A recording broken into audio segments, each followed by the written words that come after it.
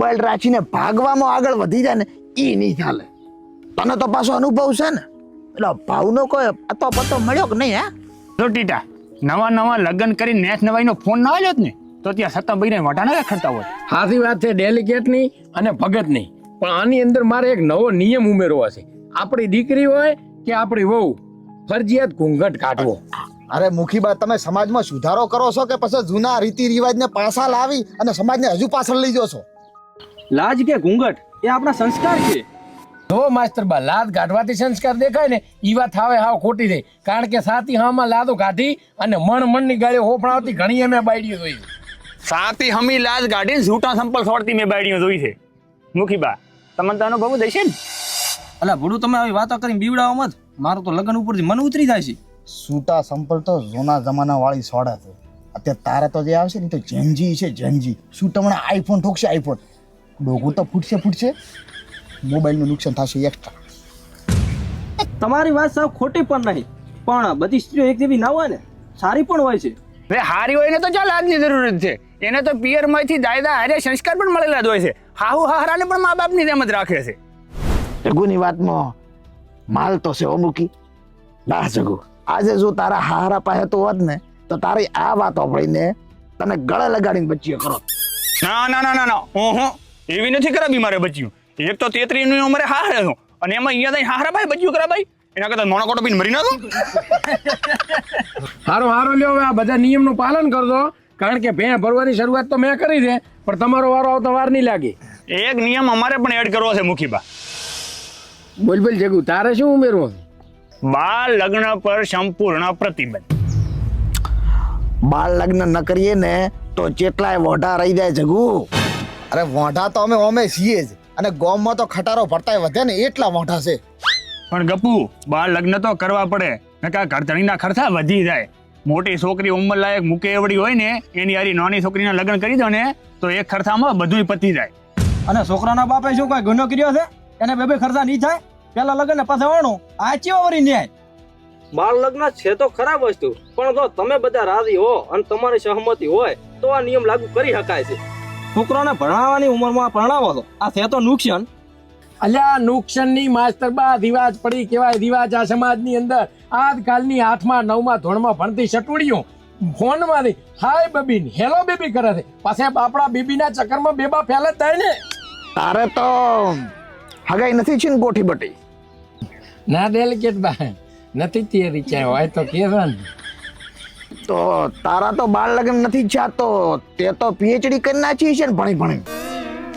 કરી છે ને પીએચડી ગામમાં ફાંફા મારવામાં. અને 3 રસ્તે ભેગા થઈને ઓલી ગેમ આવે ને, શું કહે ને, ફ્રી ફાયર.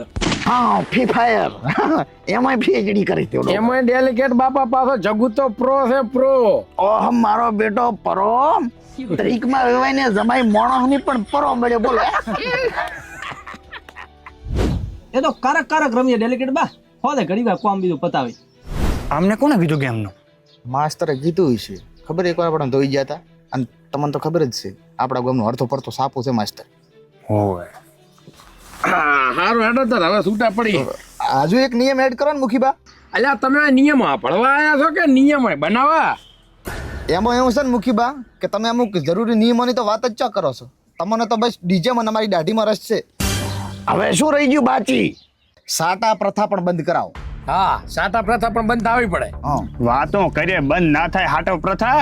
અને જો બંધ કરવા જાય ને તો ગરીબાના છોકરા વાંઢા રખડતા હોય છે. અરે વાંઢા તો એમ પણ રખડે છે, એનો કોઈ વાંધો નથી. પણ બે મણહાના ઝઘડામાં બીજા બે નો સંસાર ઉધડી જાય એનો પાપ કોણ લેશે? ભગત બા. જો ડખો છો હોય 2 જણામાં અને ભોગવવું પડે બીજા 2 જણાને, આ ખરેખર કોઈ ન્યાય છે? કેટલાક ને તો બાળ બચ્ચા મેળવા માટે મજબૂર કરવામાં આવે છે. આવડા મોટા પાપના ભાગીદાર થવા કરતા તો વાંઢા મરી જાવ હારું. જગુ બેટા, વાંઢો જ મરવાની જો ઈચ્છા હોય તો કરો ત્રીકમાં વેવાઈને ફોન. એટલે આ તો બીજા માટે વાત કરો છો ડેલિકેટ બા. મારે તો પેણું છે ને. આવા બધા નિયમ નહીં બનાવે કે કારણ કે આવા નિયમનું પાલન કરવું શક્ય જ નથી. શક્ય તો બધું બને મુખીબા. ગુજરાતમાં દારૂબંધી છે છતાં દારૂ વેચાય છે ને એ શક્ય છે. અરે ડ્રગ્સને પકડવાની વાત કરતી પોલીસને બધી ખબર છે કે આજકાલના રાવણામાં અફીણોની મહેફિલો થાય છે, છતાં ઓછા પર પટ્ટી બોધીને નોકરી ચાલુ રાખે છે. આ શક્ય છે. બાળ લગ્ન ગુનો છે. બાળ લગ્ન ગુનો છે, છતાં આજે 10માંથી 4 બાળ લગ્ન થાય છે અને લોકો વિડીયો ઉતારીને ઇન્સ્ટામાં શેર કરે છે, છતાં કોઈ કાર્યવાહી થતી નથી. આનાથી વધારે તમારે બીજું શું શક્ય બનાવવું છે? અને આ મુખી આ ગેરકાનૂની કાયદાના કારણ હોય ને તો માત્ર ને માત્ર તમે કાઢ્યા જ જો. કારણ કે જે કરવાનું છે ને એ તમારા લોકોને કરવું નથી અને નવા ને નવા કુરિવાજોમાં ગાલ કરવા છે, નવા ને નવા નિયમ ઉમેર કરવા છે. એ બીજું કોઈ કરતું નથી. આજે તમે બેઠાની આગેવાન જ કરો છો. અને આમ જ જો આગેવાનીના નામે લોકોને ગુમરાહ કરશો ને તો સમાજનું તો નહીં, એક પણ માણસનો ભલો નહીં થાય. કોકને તોડવામાં તમારા ઘર ભરવાના છે. બચારા ગરીબોના દેવા સિવાય કોઈ કંકોડો વધ્યું નથી. અરે હું તો કહું છું કે દરેક ગામમાં એક યુવાનોની કમિટી હોવી જોઈએ અને કોઈ આવું ગેરકાયદેસર કામ કરે ને તો એના ઉપર ફરિયાદ ઠોકી દેવાનું. ત્યાં રહે જ આ લુખડિયા સમાજના લુખા આગેવાનોને ખબર પડશે કે કેમ વ્યવહારના વિવેક થાય છે. ત્યાંથી બીજી આ ગેરકાયદેસર વસ્તુ નથી તે છતાં અમે લોકોએ બંધ કરી નાખી. હવે તમારા એકે આગેવાનની અંદર કોણી છે કે બાળ લગ્ન, અફેણ અને હાથા પ્રથા બંધ કરીને બતાવો. અને જો આ નિયમો તમે લાગુ નથી કરી શકતા ને તો આગેવાને થોડી 6000 કઈ તમારું કામ નથી. મને લાગે છે હવે નીકળી જવામાં જ ભલાઈ છે. પણ તો નિયમોનું શું ડેલિકેટ?